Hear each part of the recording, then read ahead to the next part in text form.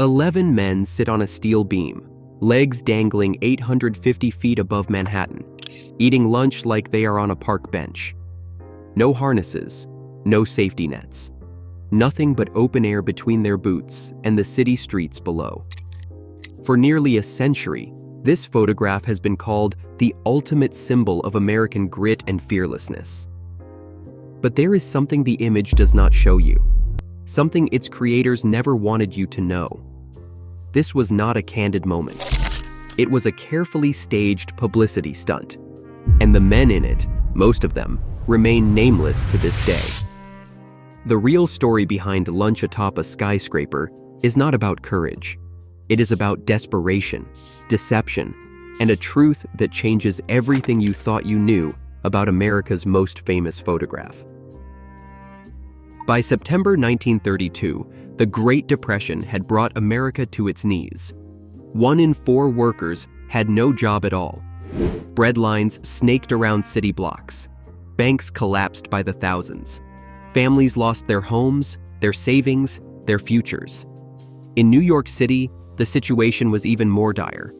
64% of construction workers were unemployed.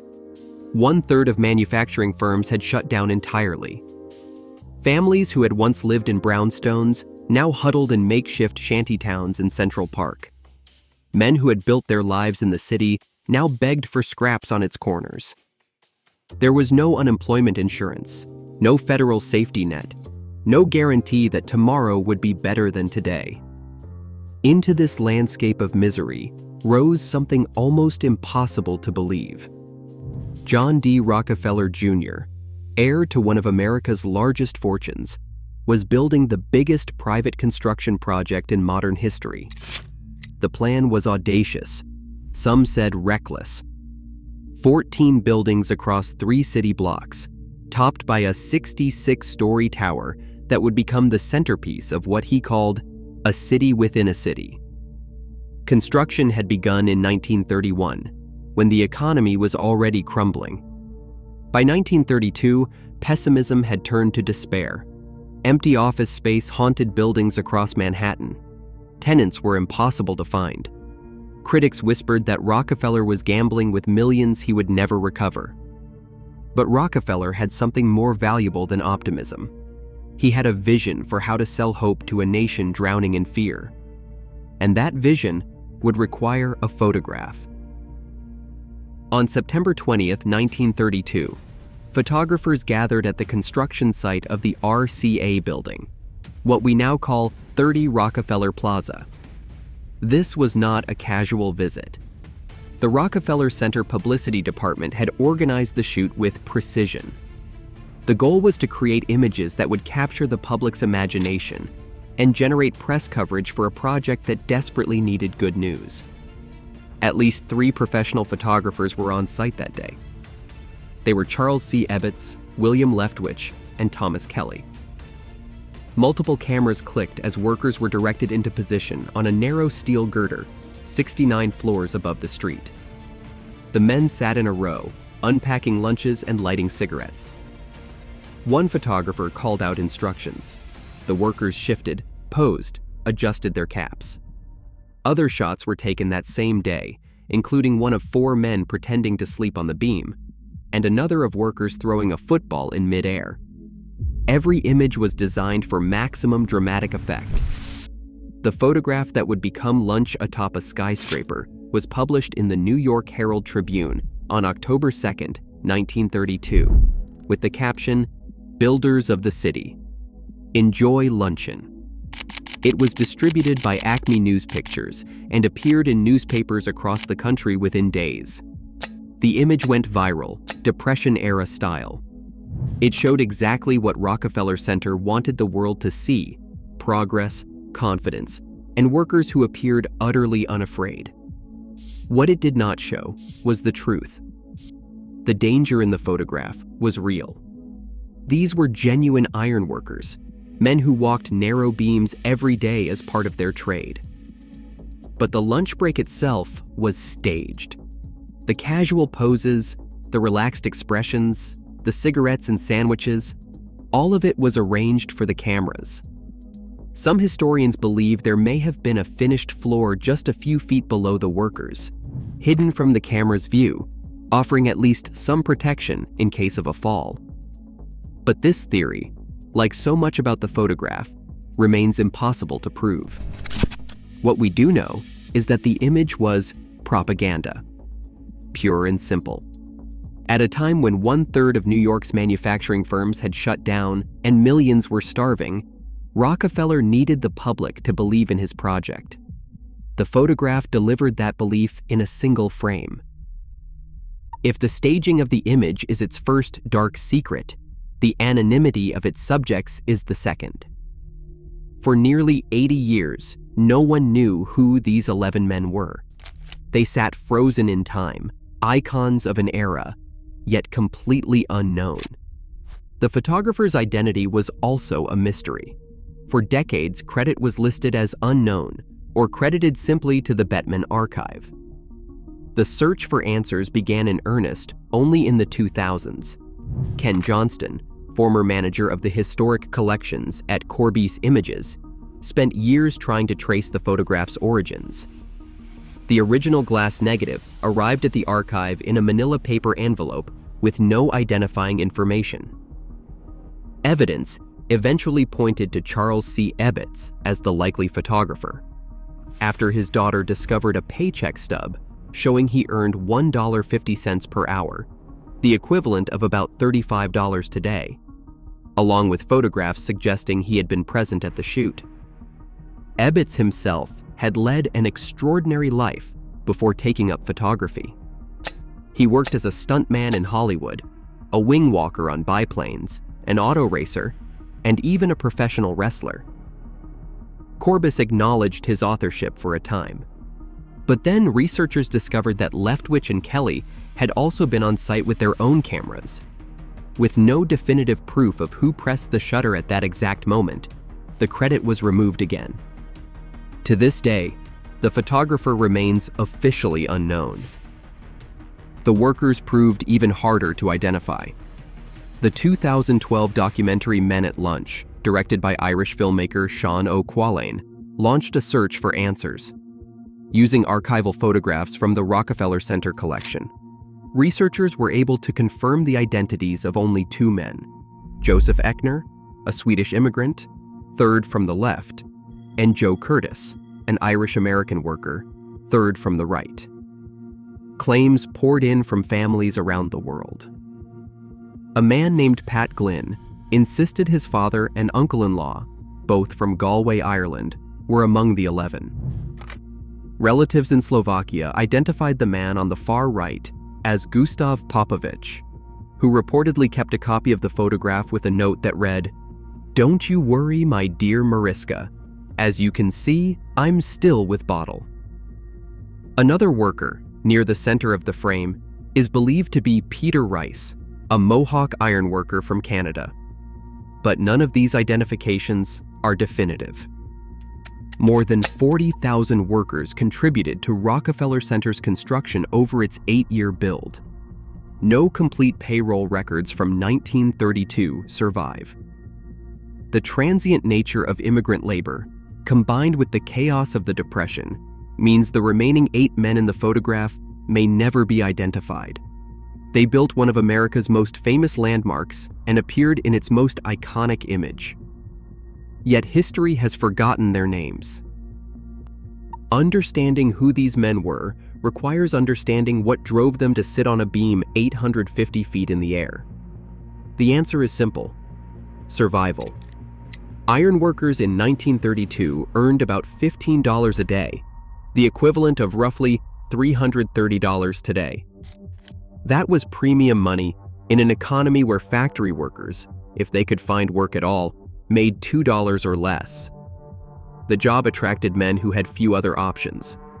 Irish and Italian immigrants, many of them fleeing poverty in their home countries, climbed the steel frames of Manhattan's towers for wages that could feed their families. Mohawk workers from the Kanawake Reserve near Montreal had been walking high steel since the 1880s, when they helped build bridges across the St. Lawrence River. Their skill at height became legendary. passed down from father to son across generations.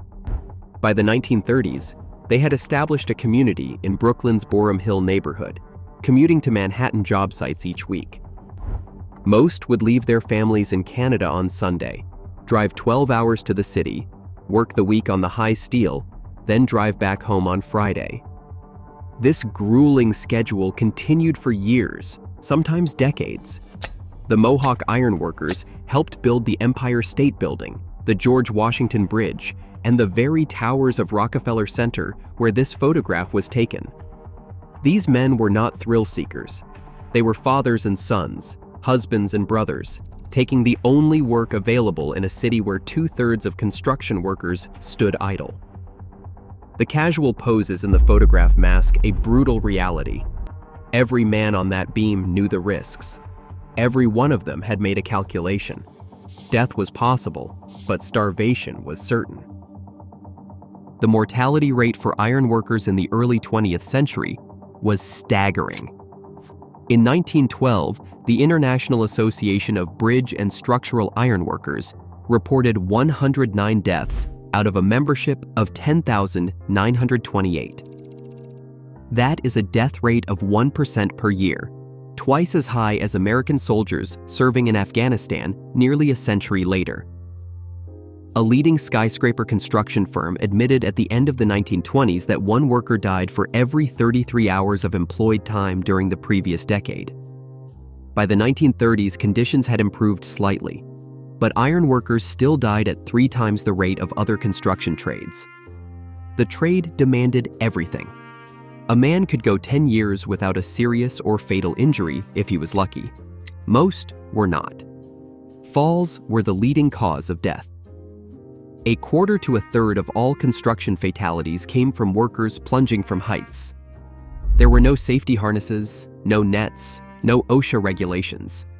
The leather body belts available at the time weighed up to 10 pounds and often did more harm than good, tangling on rivets or flipping workers upside down during a fall. Most men refused to wear them.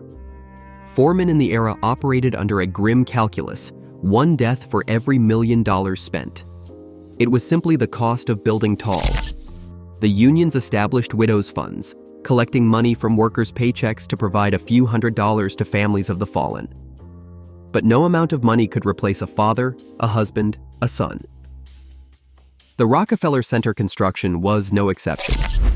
Workers died during the project, though the exact numbers remain uncertain due to incomplete records. The men in lunch atop a skyscraper were not performing a stunt for cameras.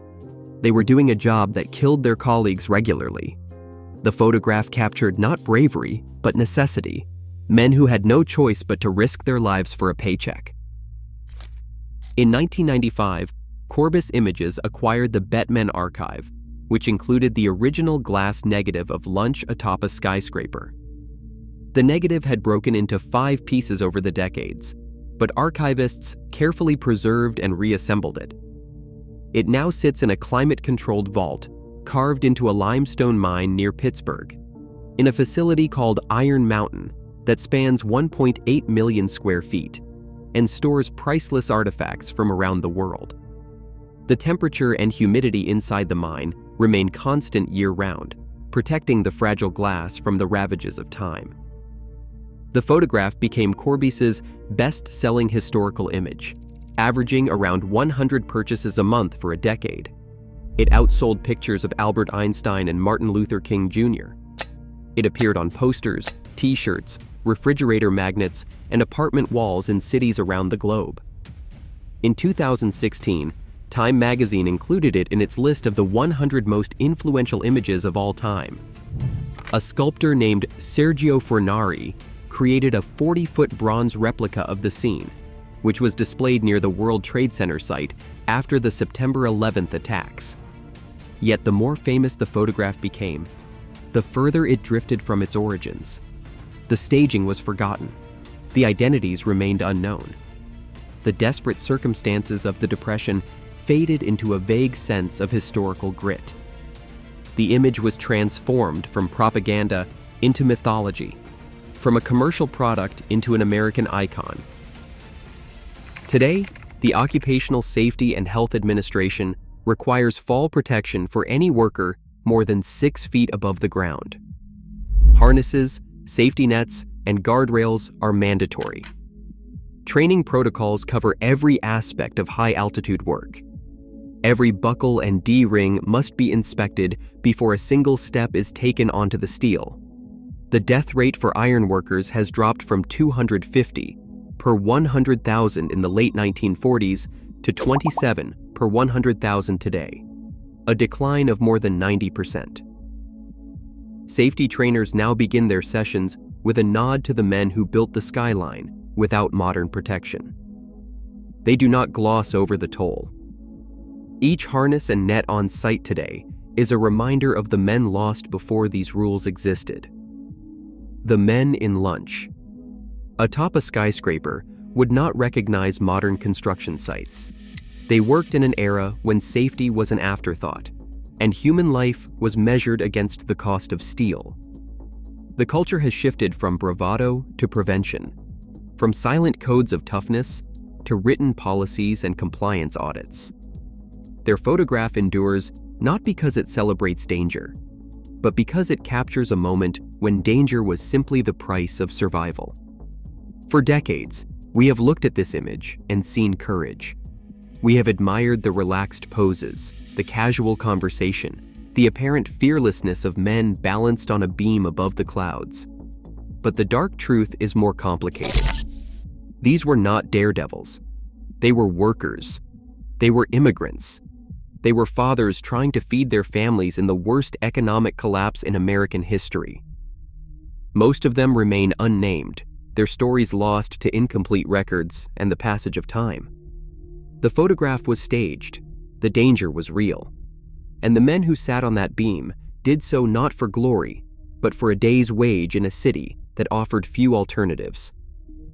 Their legacy is not the myth we have built around them. It is the skyline itself, the buildings that still stand, the towers that transformed Manhattan into the city we know today. Every beam, every rivet, every bolt was placed by hands that history has mostly forgotten. Lunch atop a skyscraper is not a celebration of fearlessness. It is a memorial to the anonymous workers who built America's cities, and a reminder that the most powerful images often hide the most complicated truths. Thanks for watching. Share your thoughts below.